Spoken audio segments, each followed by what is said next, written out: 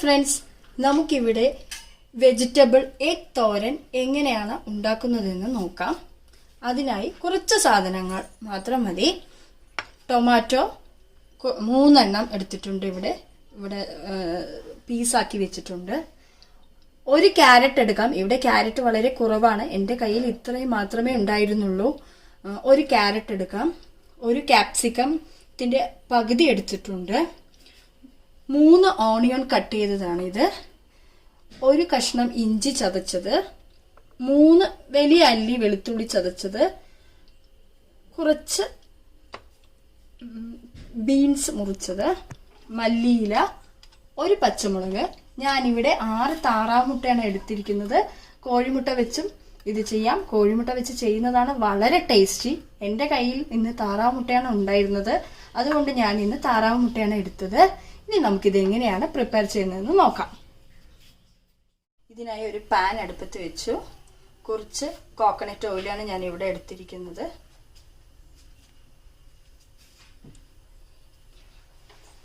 Oil നന്നായിട്ടൊന്ന് ചൂടാവട്ടെ. എണ്ണ നന്നായി ചൂടായി വന്നിട്ടുണ്ട്. ഇതിലേക്ക് നമുക്ക് ഇഞ്ചി ആദ്യം ചേർക്കാം.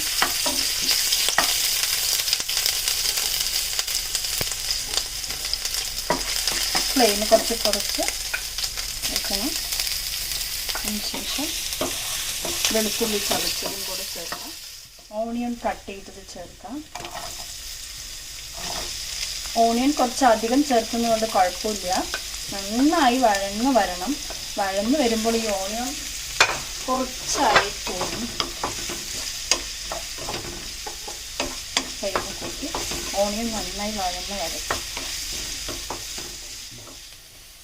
ഉള്ളി ഒരുവിധം നന്നായി വഴന്ന് വന്നിട്ടുണ്ട്. ഇതിന് പ്രത്യേകിച്ച് അളവൊന്നുമില്ല. കുറച്ച് കൂടിയാലും കുറച്ച് കുറഞ്ഞാലും കുഴപ്പമില്ല. ക്യാരറ്റ് ചേർത്ത് കൊടുക്കാം. അതിനോടൊപ്പം തന്നെ ബീൻസ്,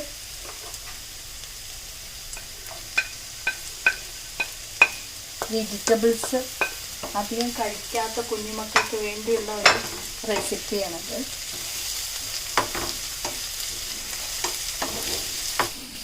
കാൽ ടീസ്പൂൺ മഞ്ഞൾപ്പൊടി ചേർക്കാം. 1/4 ടീസ്പൂൺ ഗരം മസാല ചേർത്തിട്ടുണ്ട്.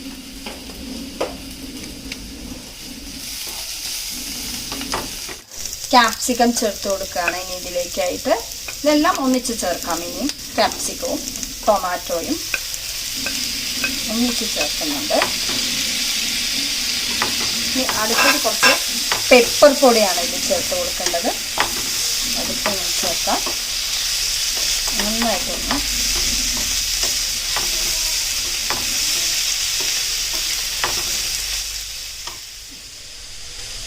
നമുക്കിതിലോട്ട് ആവശ്യത്തിന് ഉപ്പ് ചേർത്ത് കൊടുക്കാം. ഉപ്പ് അവരവരുടെ രുചിക്ക് ടേസ്റ്റിനനുസരിച്ച്, പക്ഷെ കൂടുതൽ വേണത് ഇതിനനുസരിച്ച് ഉപ്പ് ചേർത്തിട്ടുണ്ട്. അടുത്തതായി 1/2 സ്പൂൺ പെപ്പർ പൊടി ചേർത്ത് കൊടുക്കുന്നുണ്ട്. എരിവിനനുസരിച്ച് നമുക്ക് പെപ്പർ പൊടി ചേർക്കാം.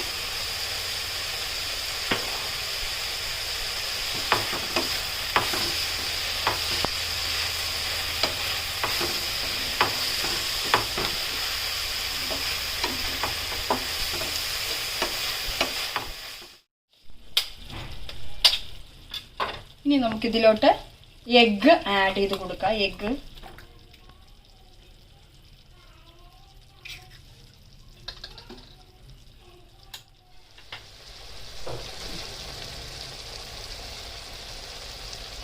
എഗ്ഗ് ഇവിടെ ആഡ് ചെയ്തിട്ടുണ്ട്. 6 എണ്ണം. ഇനി ഇളക്കി കൊടുക്കാം നമുക്ക്.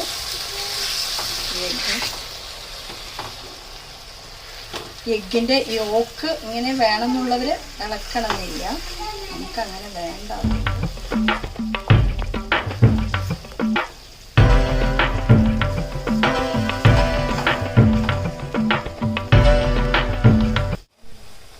ഇനി ഇത് നമുക്ക് 5 മിനിറ്റ് അടച്ച് വേവിക്കാം. ആവിയിൽ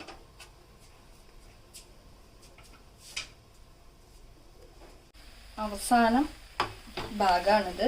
നന്നായിട്ട് വഴറ്റിയെടുക്കണം. നന്നായിട്ട് ഫ്രൈ ആക്കുക. ലാസ്റ്റ് നല്ല മണം വരും ആ ഫ്രൈൻ്റെ. ആ ജലാംശമൊക്കെ പോയിട്ട്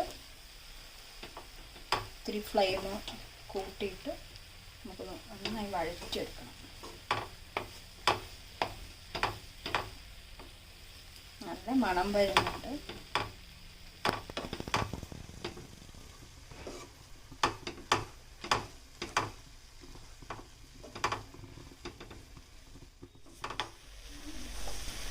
ഇനി നമുക്കിതിലേക്ക് ഒരു 1/4 സ്പൂൺ പെപ്പർ പൊടി കൂടി ഒന്ന് ആഡ് ചെയ്ത് കൊടുക്കാം. നല്ല ഒരു പെപ്പറിൻ്റെ ഒരു ഫ്ലേവർ വരാനാണ് ഇത് ചെയ്യുന്നത്. കുറച്ചുകൂടെ എരിവ്, അതുകൊണ്ടാണ് ഫസ്റ്റ് കുറച്ച് എരിവ് കുറച്ച് ആഡ് ചെയ്തത്. ഈ ലാസ്റ്റ് പെപ്പർ പൊടി ഒന്ന് ആഡ് ചെയ്യുമ്പോൾ അതിൻ്റെ ഒരു പെപ്പറിൻ്റെ ഒരു നല്ലൊരു മണം വരും. കഴിഞ്ഞില്ല, അതിനോടൊപ്പം സ്ലൈസ് ചെയ്ത പച്ചമുളക് കൂടി ഒന്ന് ആഡ് ചെയ്തു. ഇനി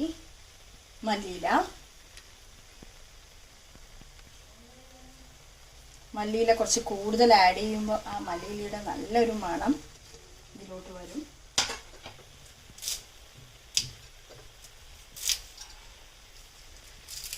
കറിവേപ്പില,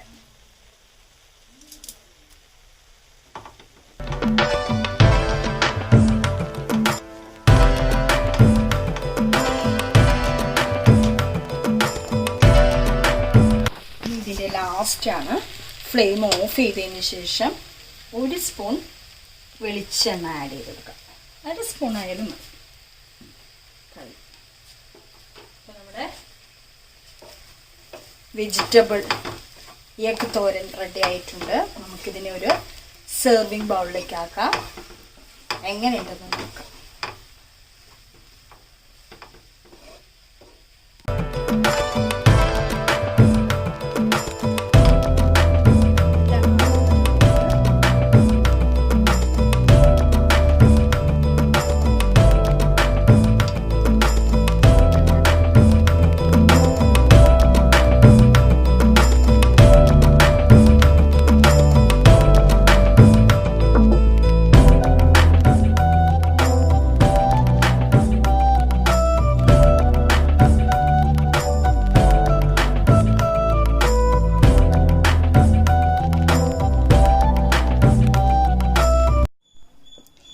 വിഭവം ഇവിടെ റെഡി ആയിട്ടുണ്ട്.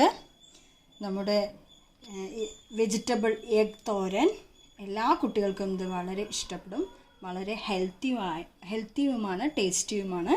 നിങ്ങളെല്ലാവരും ഇത് ട്രൈ ചെയ്ത് നോക്കുക. ഇനി പുതിയൊരു വീഡിയോയുമായി വീണ്ടും കാണാം.